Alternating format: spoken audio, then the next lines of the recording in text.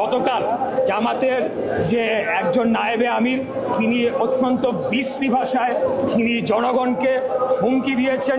তিনি বলেছেন আঙ্গুল সোজা না হলে আঙ্গুল বাঁকা করবেন এবং বাঁকা করে হলেও ঘি তার চাই। তো এটা আমি মনে করি বাংলাদেশের জনগণের প্রতি একটা সরাসরি হুমকি। আগামী ফেব্রুয়ারিতে নির্বাচনের বিষয়ে যদি তারা কোনো ধরনের বানচালের চেষ্টাও করে, ৭১-এর পর তাদেরকে ক্ষমা করা হয়েছিল, এবার তাদেরকে আমরা ক্ষমা করব না। অবশ্যই বাংলাদেশের নির্বাচন হতে হবে, সেই নির্বাচনে তারা তাদের যে প্রতিশ্রুতি সেগুলো জনগণকে দেখ, ওই ম্যান্ডেট নিয়ে যদি তারা পাস করে এসে পার্লামেন্টে পাস করবে। কিন্তু এমন কথা বলা হচ্ছে প্রয়োজনে জাতীয় নির্বাচন পিছিয়ে যাবে, কিন্তু গণভোট আগে হতে হবে। আমি তো মনে করি এই গণভোট অবৈধ। বিএনপি অনেক উদার মনের পরিচয় দিয়েছে গণভোটে রাজি হয়, এই গণভোট অবৈধ, গণভোট করতে পারে না। আগে সংসদে আলোচনা হবে, সংসদ সিদ্ধান্ত নেবে গণভোট হবে কি হবে না।